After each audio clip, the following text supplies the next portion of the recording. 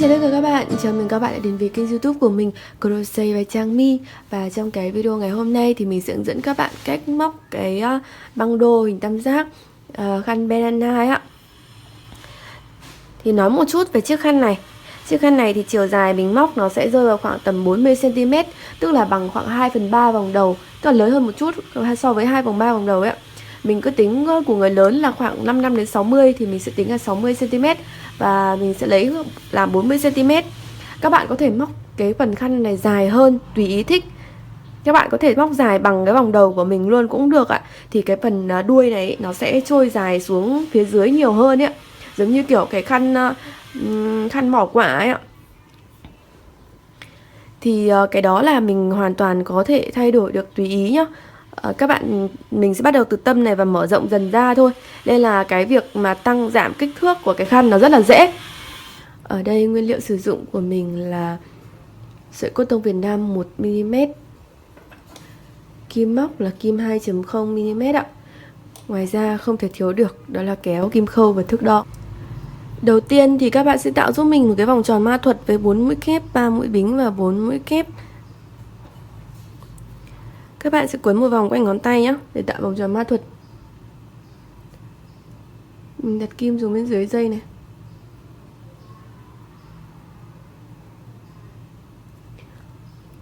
Kéo mũi bính lên ạ. Và móc 2 mũi bính nhé.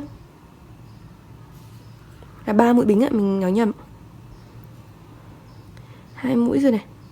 3 mũi. Cái dây này kéo được thì cái vòng này nó nhỏ lại thì là đúng nhá. Vì 3 mũi bính này mình đã coi là một mũi kép rồi thì các bạn sẽ móc 3 mũi kép nữa và 3 bính rồi 4 kép ạ. 1 kép này. 2 kép này. 3 kép ạ. Sau đó là 3 bính. Rồi 4 kép vào cái vòng tròn này.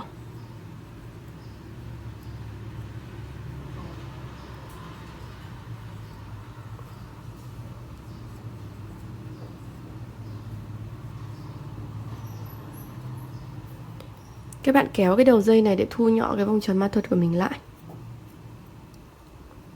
Và như thế là mình đã xong hàng thứ nhất ạ. Tiếp theo là sang hàng thứ hai. Sang hàng thứ hai thì các bạn cũng sẽ bắt đầu bằng 3 bính. 3 bính này mình sẽ coi như nó như là một mũi kép đấy ạ. Quay đầu ạ. Thì các bạn sẽ móc 3 kép vào cái mũi kép đầu tiên đấy.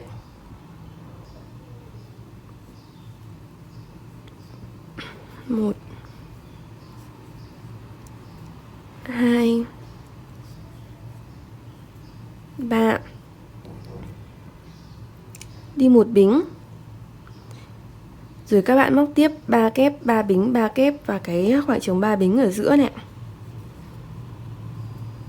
1 2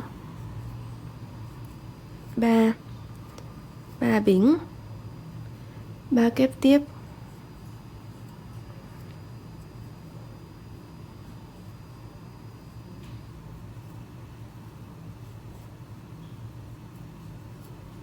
1 bính ạ.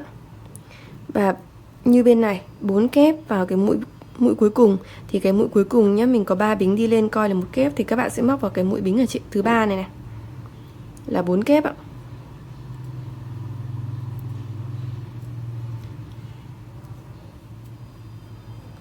Hai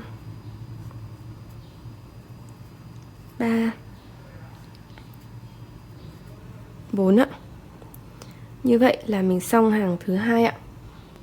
Tiếp theo thì từ hàng thứ 3 trở đi các bạn sẽ móc theo cái quy luật giúp mình để mở rộng dần cái khăn ra. Thì cái quy tắc của mình nhé là hai bên rìa này, cái mũi kép ở hai bên ấy, thì các bạn sẽ móc là 4 mũi kép. Sau đó là trên mỗi cái khoảng trống một bính thì các bạn sẽ móc là 3 mũi kép. Và giữa những cái cụm 4 kép, 3 kép này thì các bạn móc là một bính. Chỉ riêng có vị trí 3 bính ở giữa này thì các bạn sẽ móc là 3 kép, 3 bính và 3 kép. Thì các bạn sẽ cứ làm như vậy. Mình sẽ hướng dẫn các bạn thêm hàng 3 và hàng 4 để các bạn sẽ nhìn rõ hơn cái quy luật tăng mũi này. thì ở hàng 3 đầu tiên là các bạn cũng sẽ đi lên 3 bính. 3 bính này thì sẽ được coi như là một mũi kép. Mình quay đầu ạ. Các bạn sẽ móc vào cái vị trí mũi đầu tiên này là 3 mũi kép nữa để được 4 mũi đúng không ạ? 1 này, 2 này, 3 này. Sau đó thì sẽ là một bính. Tiếp theo là khoảng trống một bính. Khoảng trống một bính thì mình sẽ móc là 3 kép.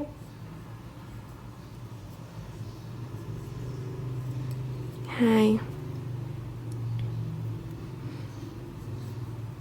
3. Sau đó thì lại là một bính. Thì tiếp đến sẽ là cái khoảng trống 3 bính này. Khoảng trống 3 bính này thì sẽ là 3 kép, 3 bính và 3 kép ạ.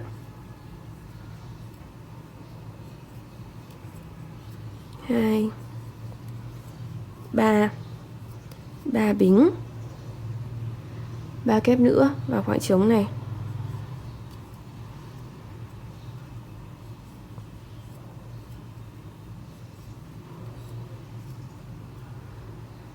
Một bính ạ. Khoảng trống một bính thì sẽ là 3 kép. Hai bên là sẽ tương đương nhau nhé, đối xứng với nhau ạ.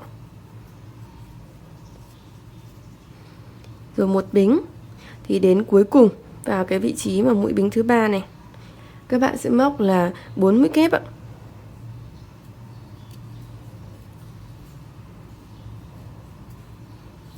Hai, 3,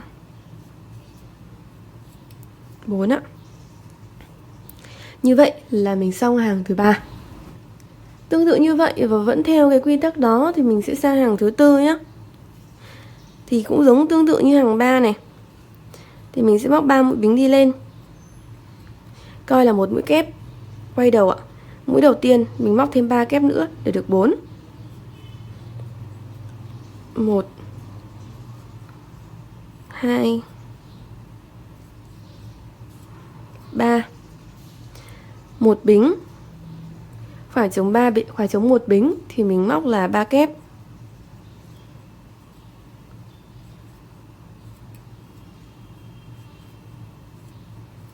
Một bính. Khoảng trống một bính tiếp thì mình cũng sẽ móc là 3 kép.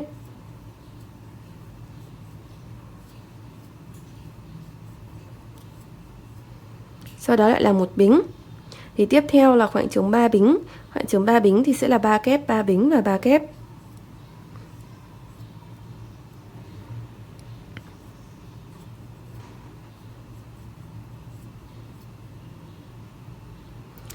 Ba bính,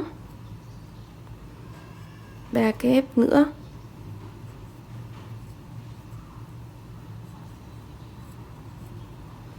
Một bính, 3 kép vào khoảng trống một bính.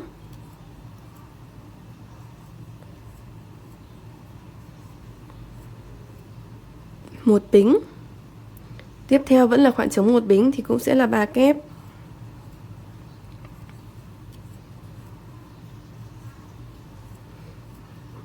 Sau đó là một bính. Thì đến cuối hàng thì sẽ là 4 kép vào cái mũi bính thứ 3 này.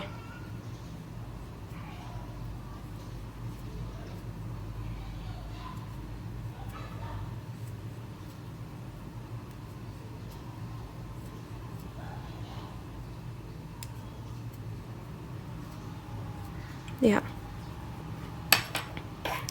Như vậy là mình xong hàng 4. Thì các bạn có thể thấy là hàng 1 thì mình sẽ chỉ có 2 cụm này, hàng 2 thì mình tăng lên làm 2, hàng 3 thì là 3, hàng 4 thì là 4 ở trên một cạnh của tam giác ạ. Thì cứ như vậy các bạn sẽ tăng mũi như thế thì cái kích thước của cái phần này nó sẽ mở rộng ra.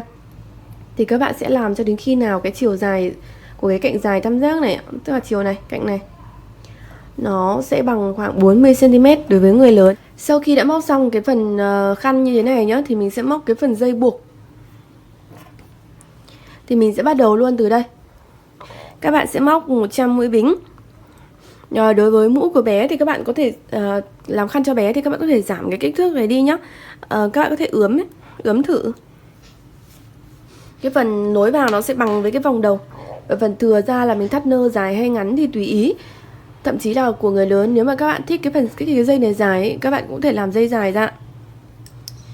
Thì mình sẽ lấy 100 mũi bính kể từ sau cái mũi cuối cùng như thế này ạ. Mũi bính thì rất là dễ đúng không ạ? Thì cứ như vậy các bạn sẽ móc giúp mình 100 mũi bính, tính từ đây. Sau khi được 100 mũi bính như thế này thì các bạn sẽ móc mũi đơn để quay lại cái vị trí bắt đầu này, cho cái phần dây buộc của mình nó dày hơn. Thì kể từ các bạn sẽ móc vào cái mũi bính thứ 3 kể từ kim móc nhé. Một mũi đơn này. Rồi sau đó thì cứ tương ứng với một mũi bính này thì các bạn sẽ móc một mũi đơn ạ.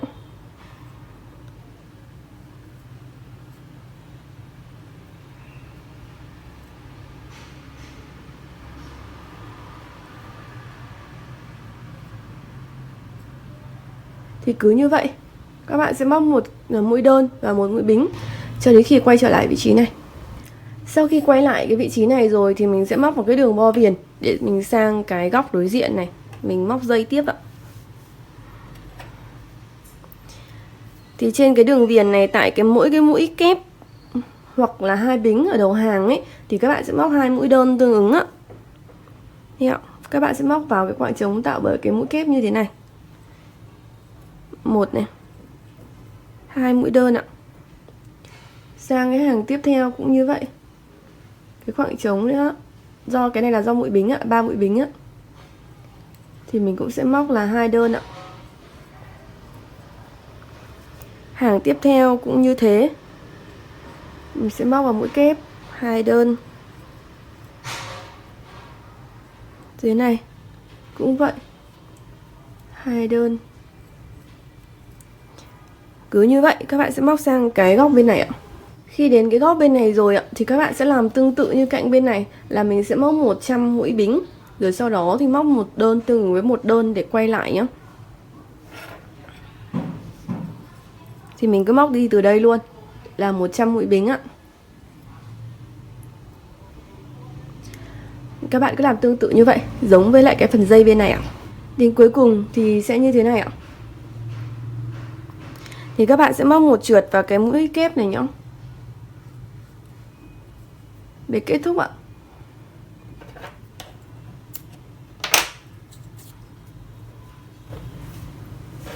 Bước cuối cùng là giấu chỉ. Thì tại cái vị trí mà các bạn móc mũi trượt ấy thì mình sẽ đưa chỉ ra đằng sau ở đó.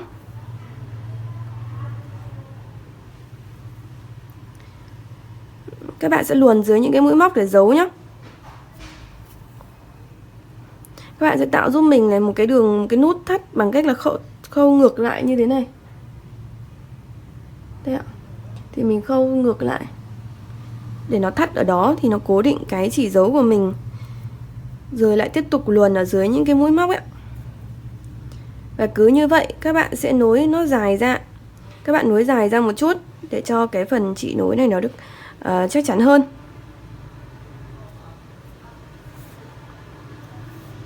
Các bạn cứ tiếp tục nhé, cho đến khi thêm một đoạn dài dài nữa. Như vậy là mình đã hoàn thiện xong cái chiếc khăn Benna này rồi ạ. Rất dễ. Chúc các bạn thành công nhé. Và đừng quên like, share và subscribe kênh YouTube của mình Crochet by Trang My nếu các bạn thích cái video của mình. Cảm ơn các bạn rất là nhiều ạ.